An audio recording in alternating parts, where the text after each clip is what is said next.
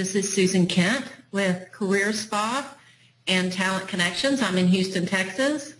Our primary offices are in Atlanta, Georgia, and we have a lot of attendees today from across the state, so we want to welcome you, whatever time zone you're in. Hope you're prepared for our upcoming holidays.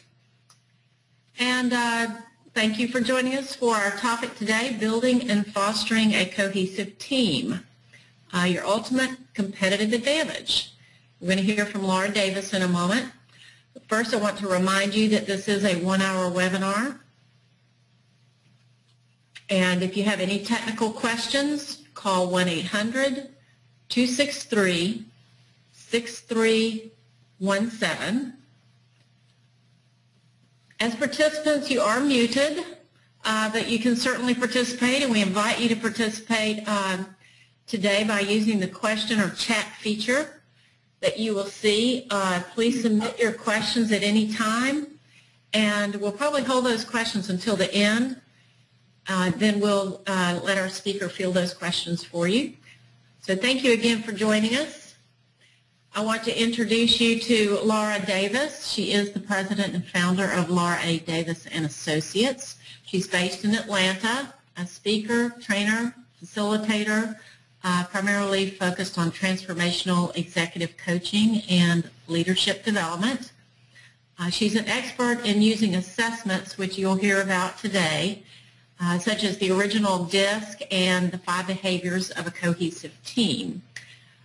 She became an executive coach and facilitator, but prior to that, she worked in companies, Fortune 500 companies like ExxonMobil, Equifax, and UPS. She's worked with multicultural audiences throughout the U.S. and Asia with all levels of individuals. She's spoken at professional association conferences, TV and radio programs.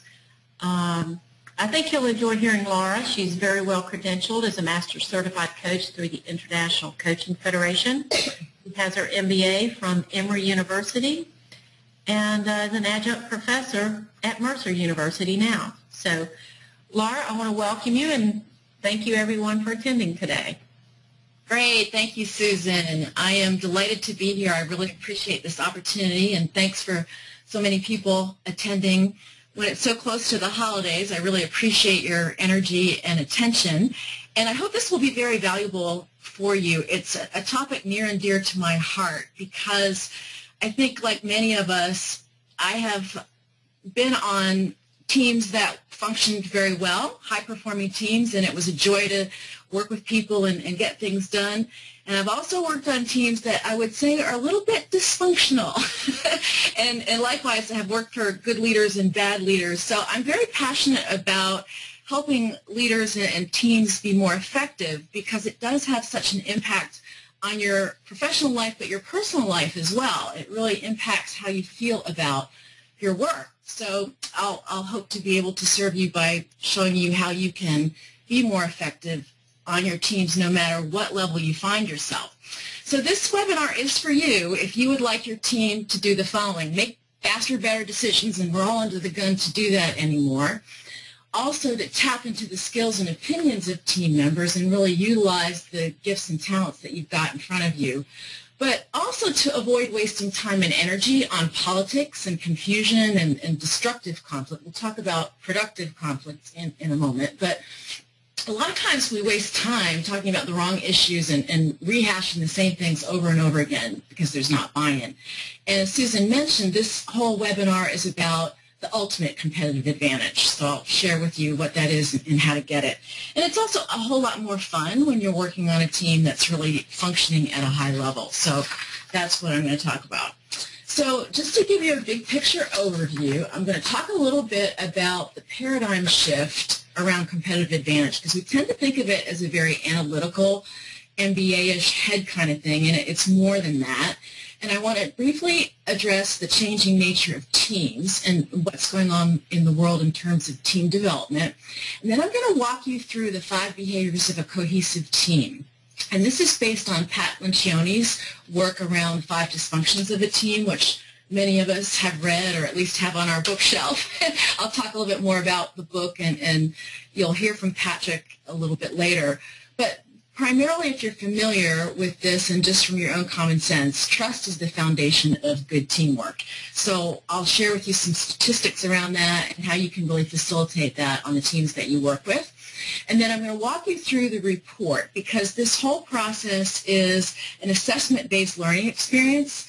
And basically what you do is you have a series of facilitated conversations with the team and their leader in order to ensure that these 5 behaviors are nurtured and cultivated as the basis for a healthy organizational culture. So I'll share with you a little bit about that, show you some of the highlights of how that would work. And then if you're interested, I'll be happy to talk to you about how to bring this process into your organization.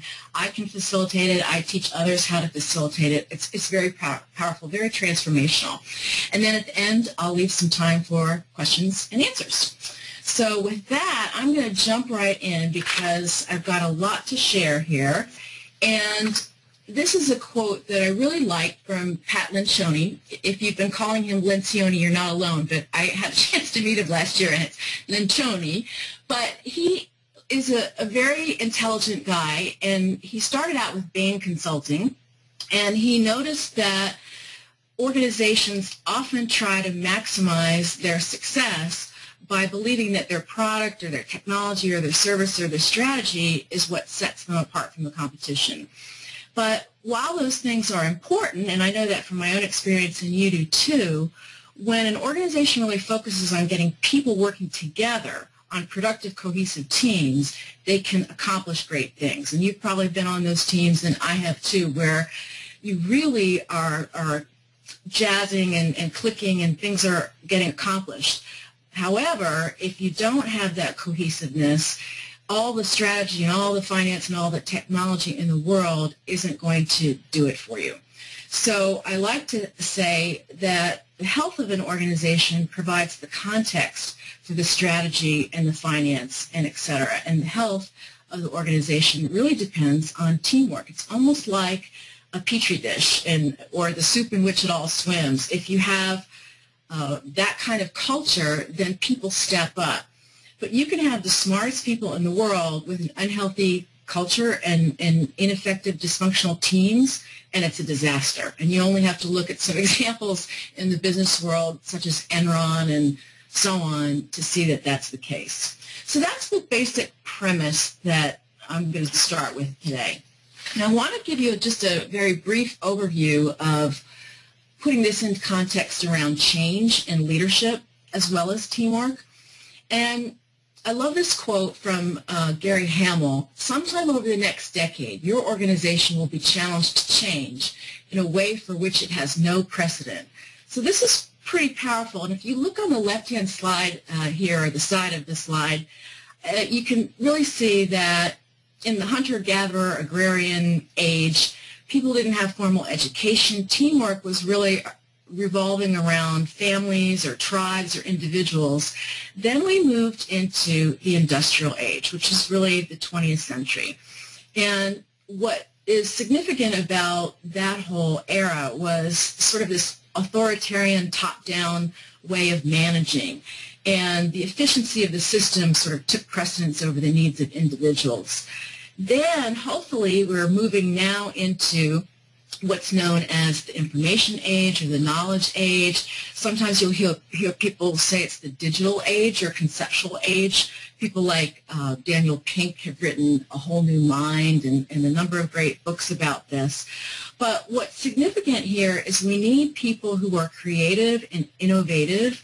People need to be able to think for themselves. And in today's world, no one can be a lone ranger. It's really important that we work on teams and in self-directed teams. But the problem is many of today's leaders, your coworkers, and maybe even you from time to time, were trained into a top-down command and control kind of culture. So we sometimes revert into that behavior. And there are many organizations that still operate that way today.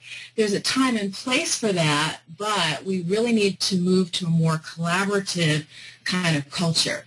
So we're moving again from this authoritarian kind of culture to shared leadership or transformational leadership or even responsibility-based leadership in which people operate in self-directed teams. And it's characterized by open communication, there's energy, there's passion. You know, people basically want to come to work, and it's self-directed and creative individuals who are working well together that really make for this healthy culture. So we need teams that are unified, we need teams that are aligned and cohesive. So what I'd like to do is look at how teams apply to you in your role today, and then we'll get right into the 5 behaviors model, and I'll show you a video clip of how the whole process works. So in organizational life today, it's impossible to be a Lone Ranger, as I said. The complexity of the work, the changing nature of the world, flatter, leaner organizations, people doing more with less. I'm sure you can all relate to that. No one can know everything there is to know about a subject.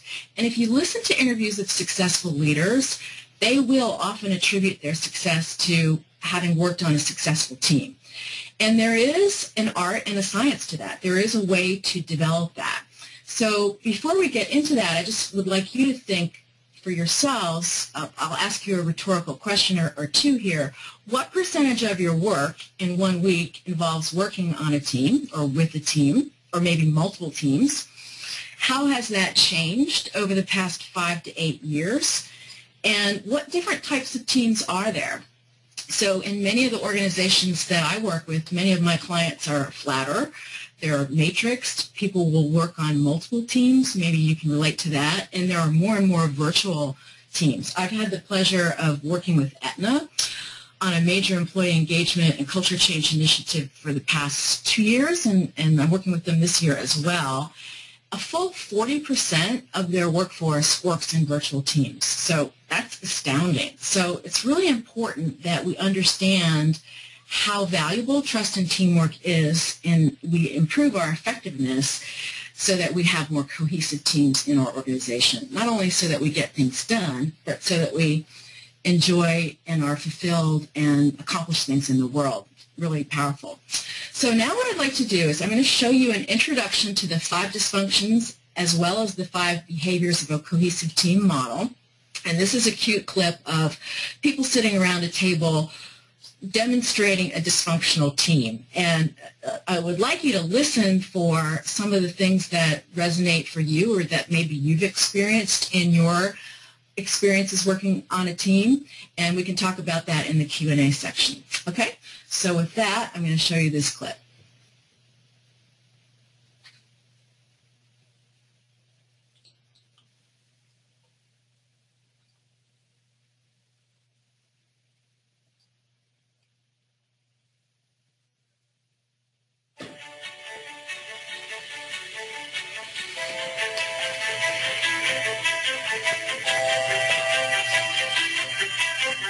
This is my team, my dysfunctional team.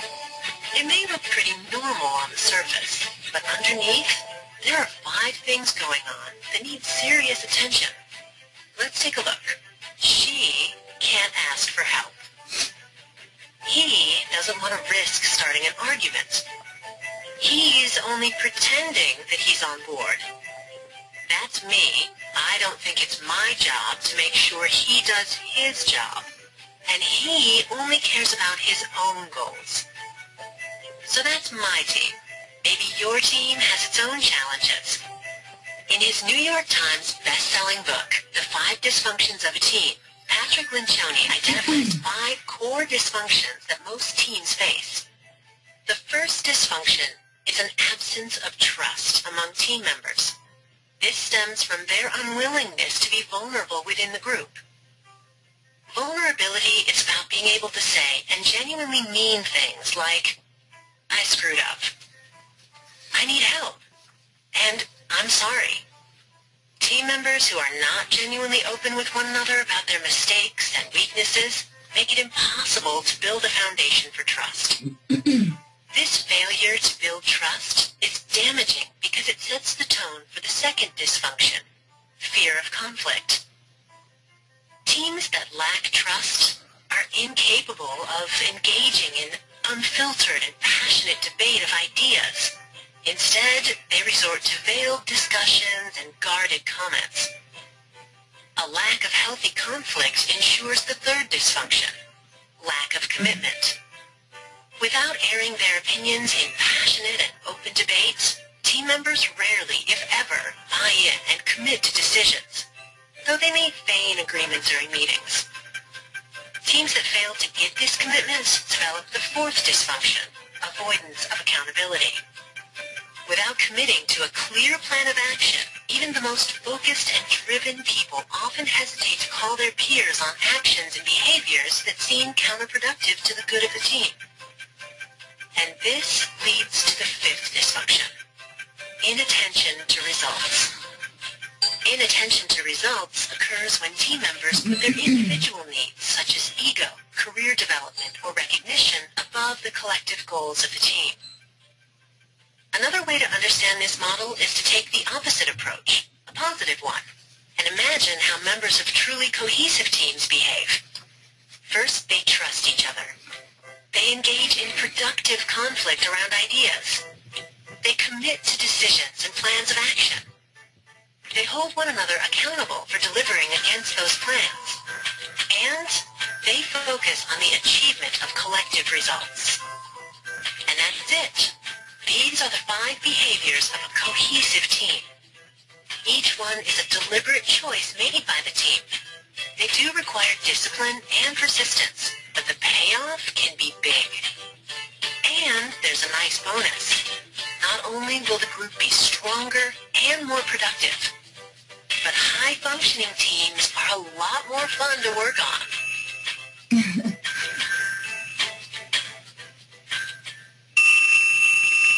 Great. So, as the video demonstrates, unfortunately, a lot of times teams fall into dysfunctional behavior. And as you can see, it's sort of like Maslow's hierarchy of needs. Trust is the foundation, and that's where you definitely need to start. If you don't have trust and people don't feel comfortable saying, hey, I need help, or I'm sorry, or you're better at this than I am, then everything else goes awry. And I'll share a little bit of a story with you a bit later about how that might happen in an organization and some of the things that I've seen. But likewise, often people fear conflict, and if you don't have people discussing ideas candidly, then a lot of times you do get that person that was in the video that I love, he's not really on board, but he's just smiling and nodding, like, yeah, just, keep your head down and hopefully it'll all blow over. Another thing that's very common and I see often on executive teams that I work with is this avoidance of accountability. And it's not holding someone you work with necessarily accountable for what they need to get done. It's also holding them accountable as a peer for keeping the commitments that you've shared as a group. So your team agreements, how you're going to work together, that's really vital. And without that, you often don't have people moving forward because there's confusion about what really needs to get done. And last but not least, this inattention to results can result from people putting the needs of their own individual goals, such as their own career development or need for recognition, ahead of the team. So what you want to do, of course, is follow this 5 behaviors model and trust one another, engage in conflict around ideas, commit to decisions, hold one another accountable, and focus on collective results. And this process is a way to get underneath the service conversation, to really get at what's going on in people's heads so that you do have alignment with people's individual beliefs, intentions, and actions. So I mentioned Aetna before. They have a term that I love. They talk about Aetna nice in air quotes. So you might see this in your organization as well, where people posture a little bit. They're not quite sure what's acceptable. This is a great way to get people to be real and have authentic conversations. And when people are genuinely transparent and really talk about what's important, then you have what Patrick Lencioni calls vulnerability-based trust. And he makes a distinction here between predictive trust and vulnerability-based trust. So predictive trust is if I have worked with somebody for a long period of time or even a year, I might really know how they're going to act. Yeah, that's how Mary's going to act in this situation. But vulnerability-based trust is a little bit deeper. I know that you've got my back, that I've got your back, that I can count on you to tell me if I'm not keeping my commitments, as I mentioned before, or if there's something that you don't agree with. We have that kind of rapport. And so what this process will do is get to the underlying and emotional side of what it takes to be effective, which is really the heart of emotional intelligence. And it not only is it an opportunity for people to have these conversations, it's an opportunity for each member of the team to learn about themselves and to learn about what their teammates think about the team. So all of those self-talk conversations that we saw in the video are out on the surface to be discussed and worked through. And it's a very powerful process.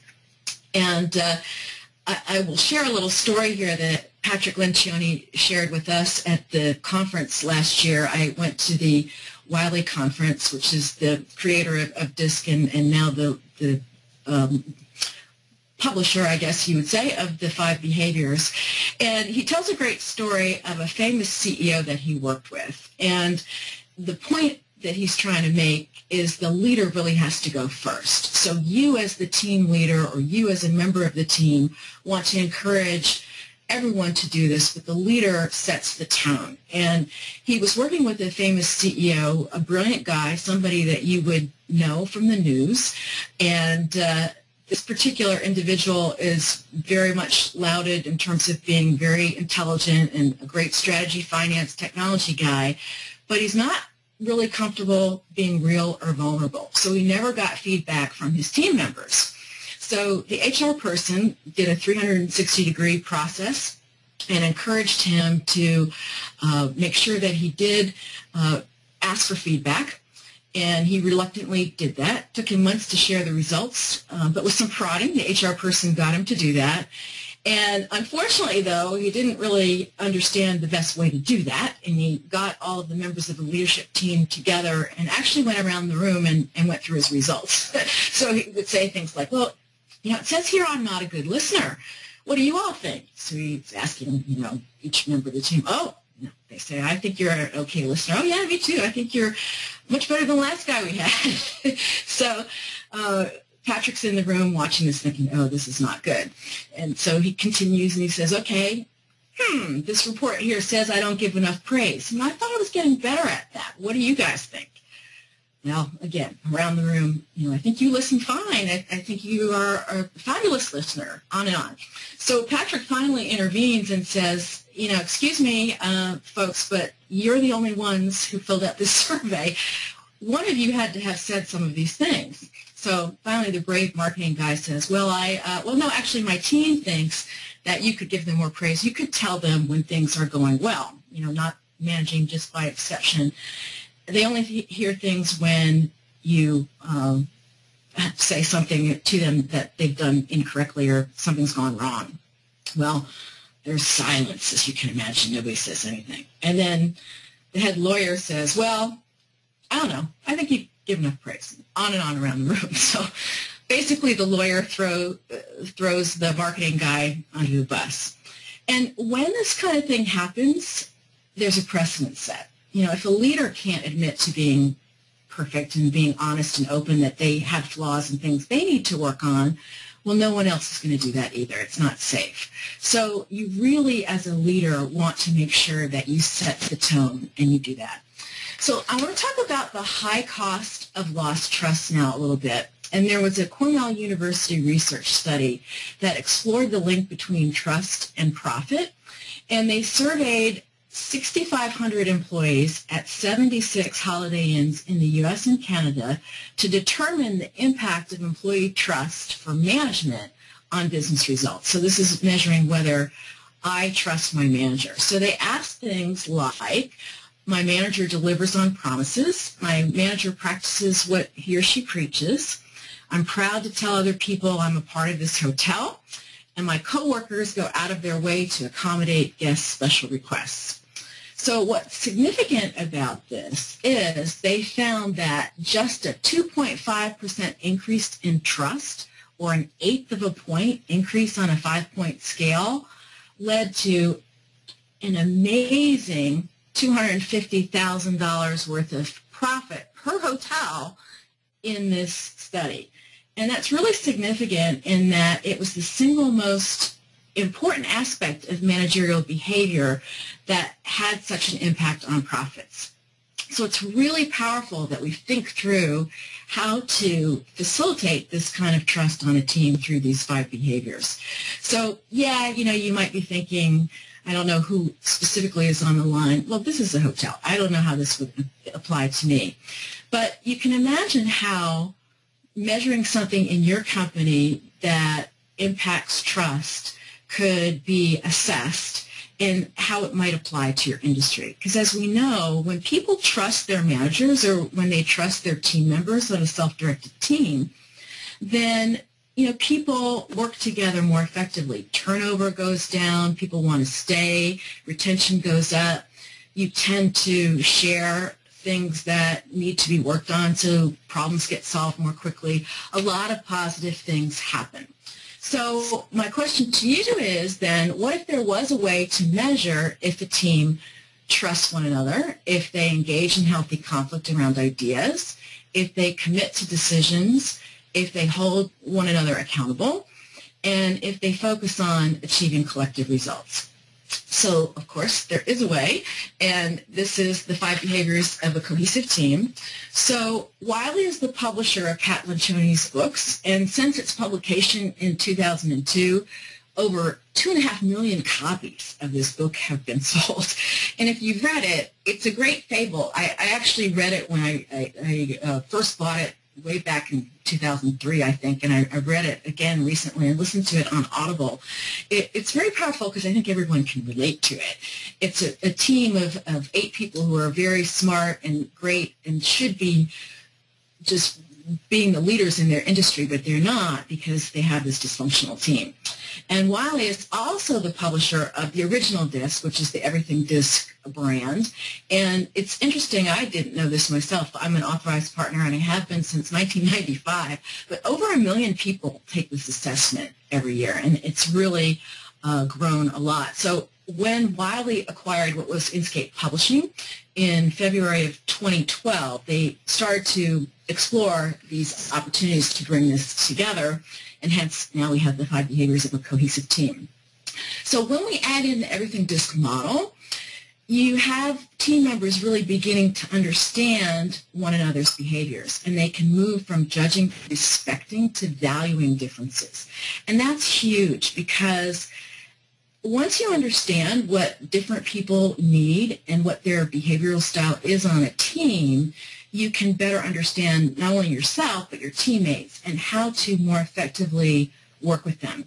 I like to say that the first 6 pages of the Everything Disc Workplace Profile is sort of like a user's guide for anyone in an organization for them to be able to develop more effective relationships. It's sort of like your decoder ring. If I need to figure out how to work with Mary or Bob, I can look at my report and their report and do a comparison report for free and see how I can better communicate with them.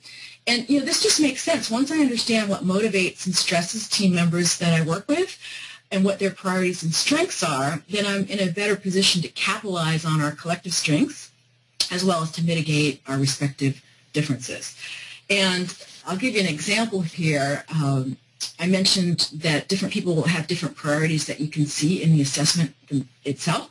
Team members who prioritize collaboration might seek harmony on the team, like this gentleman on the left. Or other people, as you know from your own experience, they really prioritize the relationships, and so they seek acceptance from their team members. Or other people, they prioritize results. They just want to get things done, so they're action-oriented folks. And then some people prioritize accuracy and may seek accurate information and facts. Now, the truth is we need all of this on a team, obviously, but what happens often is if we have different priorities, then we might have unproductive conflict if we don't understand it and if we don't know how to work with it. So There are some key assumptions here that I want to share with you. First, cohesive teams that are really firing on all cylinders, so to speak, they master these 5 behaviors. And again, as I mentioned earlier, building trust is the foundation. And once you know team members' DISC styles, that can really help you build trust because you understand yourself, you understand the other person, but even more importantly, you know how to speak to the other person in their language enough to gain that trust so that you can collaborate and partner together, which I made the point earlier is so important in teams today in the digital conceptual age. It's a simple process, but it's not always easy. From your own experience, you know that. So it's helpful to have a facilitator help you through the process. And going through this process, it really can be transformational and life-changing. I think, as I mentioned before, we're often very focused on the head part of working in teams, getting the tasks done, and we don't often talk about the teamwork aspect of it. So it really provides an emotional grounding for the team members to develop these strong bonds and commitment, the emotional glue that really makes it work. And likewise, then people are better at contracting, how they're going to work together and how the team is going to succeed. And last but not least, they will often have the information they need to follow through on a team development plan. And that's really powerful because, again, the work of the team is twofold. It's not only just the actual task, but it's the process of how are they getting the task done. And that has to happen simultaneously. So I'm going to walk you through the assessment now because, as I mentioned, this is an assessment-based learning experience. Everyone on a team would take the assessment, and then there's a group report, which I'll show you as well. And the DISC model is incorporated into each of the stages of the 5 behaviors, and I'll show you how this works in just a moment. So there's one assessment, and the individual report and the team data report are together incorporated, and that's very helpful because what every individual does is they take 3 types of questions as part of the initial assessment, the data that goes into this process. They answer questions about their behavioral style, or their DISC questions. They also have team survey questions, how they see the team operating at each of these levels. And then there are team culture questions as well. And the team does action planning at each step too, so they make it real and they apply this to everyday work. So again, the foundation has to come back to vulnerability-based trust. And I made the distinction around predictive versus vulnerability-based trust earlier. Again, this is the ability to really say, not just, I trust you, but I can admit mistakes and I can ask for help when I need it. Like the video, the woman who wasn't going to say, what, I'm in over my head here. You are comfortable saying that so that team members can truly help one another out. And when you have that kind of trust, you really move from judging to valuing differences. And, human beings are judging machines because the way I do something may not be the way you do something, or we don't look at things the same way. And the tendency is then to say, oh yeah, that Bob is so demanding, or that Mary is sort of flighty, or so-and-so is so anal. forgive the expression. But again, if you understand where people are coming from, then you can start to respect that. Okay, yeah, there's nothing wrong with being that way, and ultimately appreciate it. Okay, I can see why you'd act that way, but even a step further than that, given your beliefs and your priority and your style, you bring qualities to the table that maybe I don't have, and a lot of them are really useful for us in terms of teamwork together. So my assistant, for example, and I have very different styles. I've learned over the years. I'm a high I secondary D, which you may be able to tell. And for those of you on the call who know me, you've probably experienced the positive and negative aspects of that. But one of them is I'm someone who pays attention to detail, but I wouldn't ever call myself terribly detail-oriented. But I have an assistant who is. So she and I, as a team, work very effectively together because we complement one another. So that's the kind of thing I'm talking about. So if you look at the 5 behaviors profile on page 4, you get a summary of the team's scores in 5 areas. So notice that the red signals a low score, the yellow is medium, and the green is high. So you can see this team is in a bit of trouble here, but this is valuable because you can really see how your team scores on each behavior and how other people are viewing the team. So an average score for each item is included, and the questions on the report are things like, do we acknowledge weaknesses to one another, and are we willing to apologize to one another, and are we unguarded, are we genuine with one another, can we ask for input regarding their areas of responsibility. So all these things, as you know, are really important, and it gives people clarity about how the team sees itself. And this is significant because sometimes people aren't in agreement on a team about what's really going on, and until that's surfaced, you can't really do anything about it. So the Everything DISC model is introduced on pages 8 and 9, and participants learn about their DISC styles and begin to see how other people's styles might be unique and different. And they start to see how their DISC style influences these behaviors on a team. And that really sets the context for them to be able to talk about what individuals are doing that's helpful and what individuals are doing that might not be helpful. So in this particular example, this person is a high D, and you may be a high D yourself or work with people who are. So again, this person is that person who prioritizes action, and they like to get things done. So one of the challenges sometimes, though, if you have a high D style without awareness, is you don't have a lot of patience for small talk, and you might really dismiss people that you don't think are competent. And so that can get in the way of a team really hashing things out or sharing dissenting points of view. So this will be helpful for each individual to see how they either help or hinder the process. And then you also get a team map where you can see where everyone's DISC style falls on the map, and where you have areas of strength and where you have areas of maybe potential blind spots because you don't have people with those styles. Next, you see on page 11 culture questions. So this is the team's suggestions for change. So each person has answered a question about the team's culture when it comes to trust. So the question is, there would be more trust on our team if people did what? So this is a team of 8. People can answer more than one, but you can see a lot of people on this team said, you know what, we are gossiping too much. We need to reduce the amount of gossiping. So there is then, depending on how that is answered, dynamic question place where the facilitator gets to see what kinds of questions that team needs to dialogue about to move forward.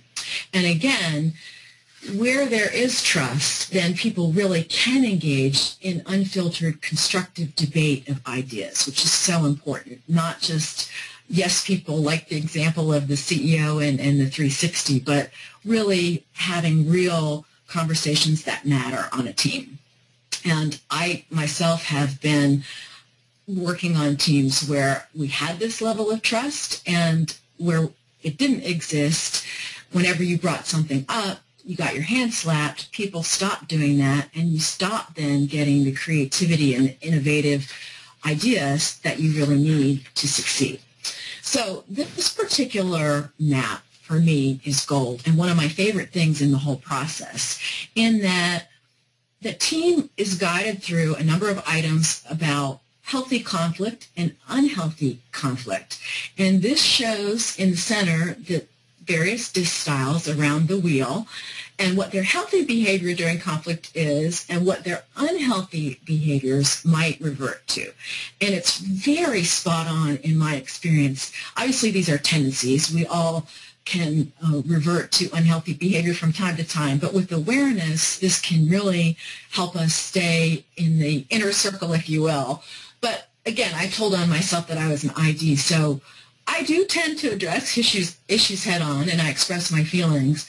And in the past, now, from time to time, I still may say things that I regret or become overly dramatic. I know that might be shocking to you, for those of you who know me, but I've learned through time and awareness how to work with this in a way that's more effective.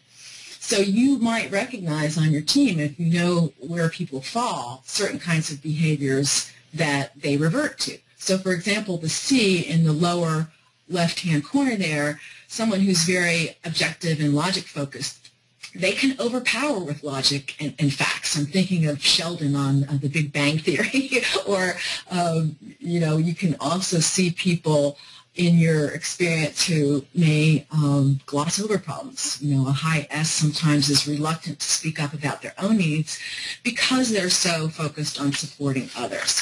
So again, this is just really powerful. When team members are able to offer opinions and debate ideas, then they're more likely to commit to decisions. So what I'm going to do is I'm going to skip ahead here in order to allow some more time to cover off on a few things. In about 5 minutes, I'll open it up for questions. But I want you to know that at each step of the process, I went through trust and conflict.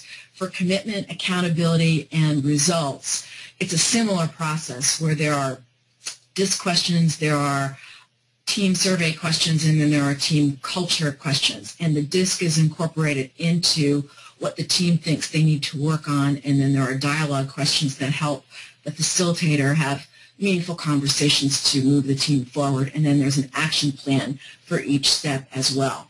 So I'm going to move ahead here through commitment and through accountability and results.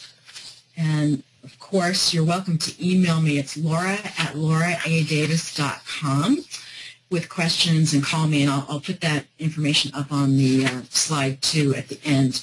But at the end of the report, based on the individual dynamic questions, you get an overview of what your team's strengths are and what your team's challenges are. And this is gold too, because it really helps the team see how they can hit the ground running and build on what's working, but also know where they need to do some work right away. And again, you always want to work on trust, but given limited time and resources, this really helps people hone in on what they need to focus on.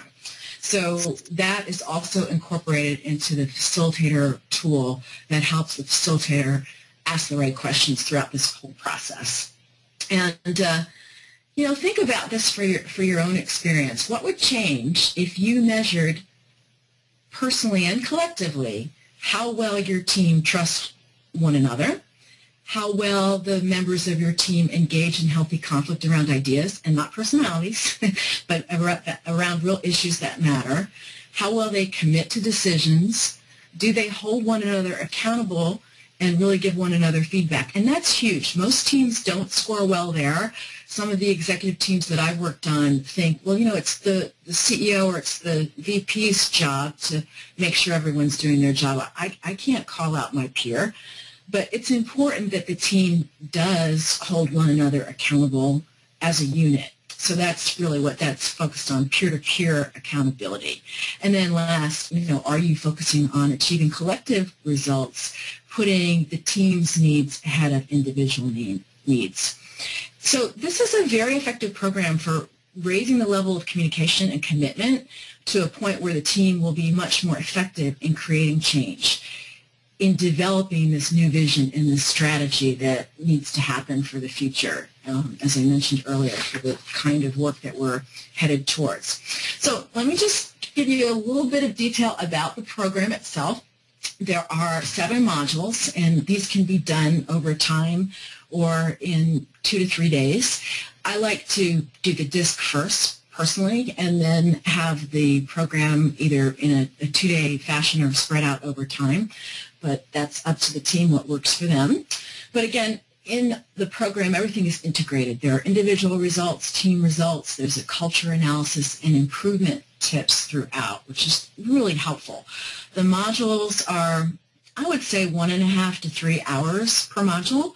And again, it's a very highly facilitated process. So whomever leads this needs to have strong facilitation and coaching skills. It's not just a off-the-shelf kind of training program, because people are really needing to dialogue and have discussion, and the facilitator needs to not rush the process and to really encourage that kind of conversation. And the resources themselves come in a facilitator's guide, if you will. There's PowerPoint integrated with video. There are handouts with activities. There are takeaway cards for each of the 5 behaviors. I really enjoy those because based on the DISC styles, you get a feel for what you do well and what you could do differently at each stage of the model. There are podcasts, lots and lots of research reports and other resources available to help you in this process. And then last but not least, there is an annotated team report that helps the facilitator see the big picture. All the data is incorporated together, and there's tips on interpreting scores, explanations of how to work with the content, normative data to see how you're doing relative to other teams, that kind of thing. So again, the outcomes of the process really are to provide the emotional grounding for team members to have these strong bonds and commit to one another, to develop a contract where the team really knows how to succeed, and giving people the information that they need to follow through on a real team development plan, not just on the tasks that they do, but on team development. So I would love to answer any questions anyone might have at this point. And Susan, I'll look to you to see what people might be asking about. Sure. Okay, let's see. The first question, Laura, what is the cost per person to take the DISC? Yeah, so the DISC is separate. Of course, there's the Everything DISC Workplace Profile, which is $54. The DISC and this 5 behaviors profile together are incorporated, and that profile is $126. What would happen is, let's say you have a team of 8. Each person would take the profile, and then the team report is included in that. The facilitation kit is $14.95. I often will bundle this whole process with something else, depending on what the team might need, like a 360 and so forth. But that will give you a ballpark range. That's also on my website. If you'd like actually more information and support, my website, that's not a typo. It is lauraadavis.com. Laura Davis is, like Tom Smith. It's a common name, so it's lauraadavis.com. And if you scroll down, there's information on pricing for all of the profiles. Okay. And then another similar question, what's the cost to get certified if you are already a certified DISC facilitator? Yeah, so I'm glad you asked. That is $22.95. And email me about that. I can give you specifics of how that whole process works. It's just changed recently, and I want to make sure that I have all the details to share with you, and I give you the correct information. But yes, it's 22. Okay, great. And along that lines also, can you clarify the time commitment that's required if you facilitated this process to go through the whole process? Yes. It depends on the size of the team. I have done it in 2 days and 3 days. So there are different options. You could do it over time. The most important is to really focus on trust and conflict. So I've done that in a day and then done the rest at another time later. That's possible as well. So I would say 2 to 3 days, and you can certainly spread that over time or do that in one fell swoop, whatever is convenient for you. There's argument in both directions. Sorry, my phone is ringing. Okay, great, thank you. Let me review this question.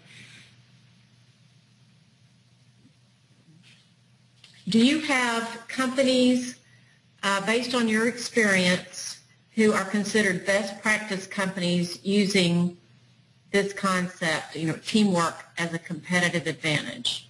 It's a great question. Couple of things with that. I've used the 5 behaviors model and DISC before for many years, really on my own. And it's wonderful. Last year, this program was introduced with Wiley at the conference last year and integrated. We're in the process of gathering together case studies, and I can certainly go out to do that.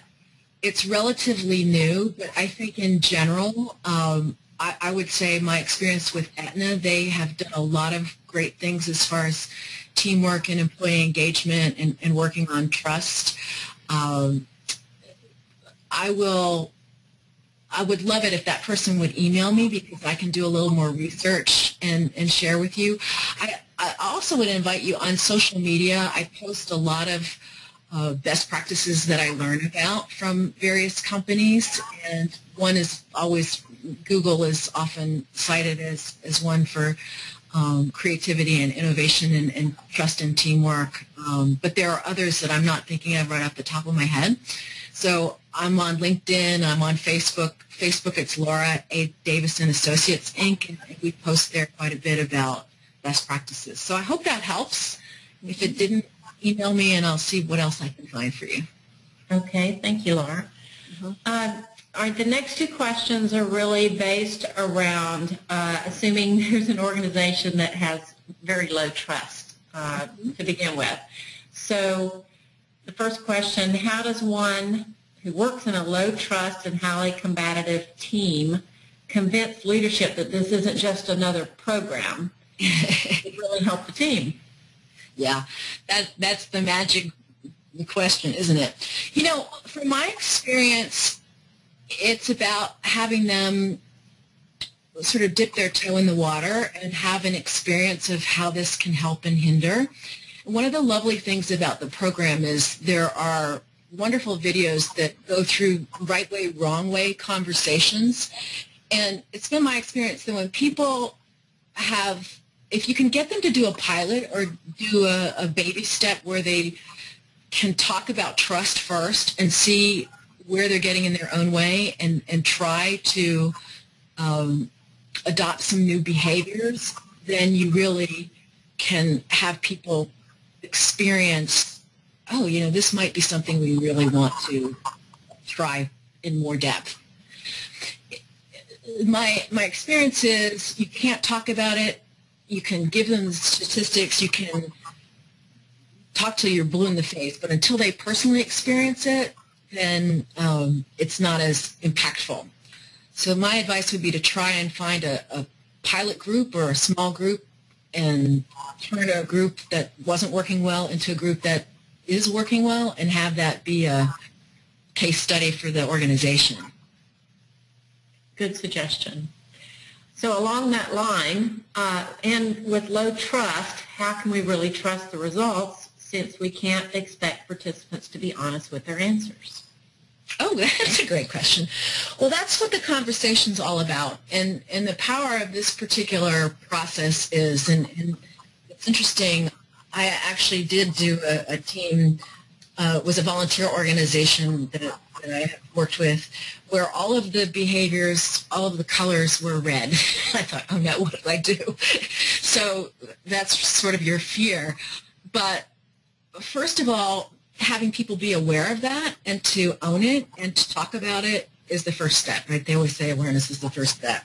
But the process itself of talking through why that is and what you need to do differently and how an understanding of DISC can help people see how they're helping or hindering the process really did move the needle and help that team make progress. So I'm still working with them, and I wouldn't say they're all green yet, but they are making progress. So I think that's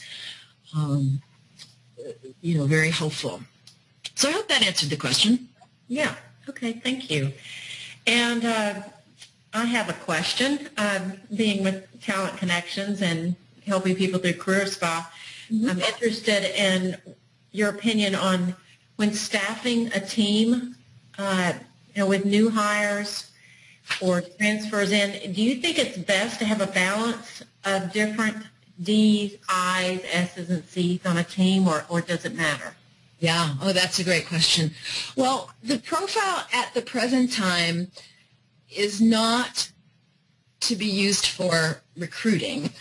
That said, I do think that it's helpful for people to understand what the makeup of the team is. And on one level, if you do have a very diverse team, and I work with a lot of leadership teams where they're not diverse. You have a lot of D's and C's, or a lot of D's and I's often.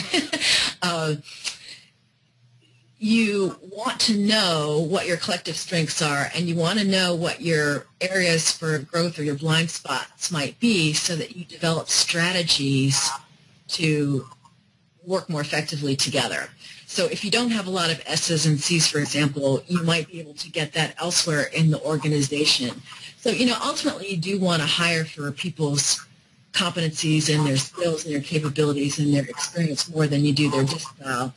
But it is very useful to have diverse perspectives always, because if you know how to work with it and you have a way to work through the potential conflict that might ensue, which is this process, then you are going to be a lot more effective. So I wouldn't use it just to hire, but I would use it to help people on a team understand the richness of the diversity that they have, or where they're lacking in diversity, so that they can develop appropriate strategies. Mm-hmm. Okay, thank you. And I just have one last comment from Jim, a coach on the call, who said that he's used several different assessments and really believes the DISC is by far the best and most easily understandable for individuals and teams. So that's good support. That is good support. Thank you, Jim. I have found that too, and I'm very confident it's the most valid and reliable version, Wiley's version. I know the people who developed it statistically. And what I love about it is it's very behavioral. So unlike a lot of assessments where it's a bit more subjective, you have to really understand it and infer a lot, you can see people's styles in their behavior.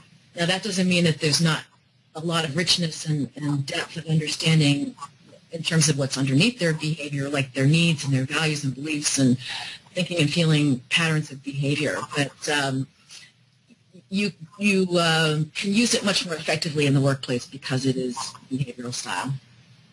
So thanks for that support, Jim.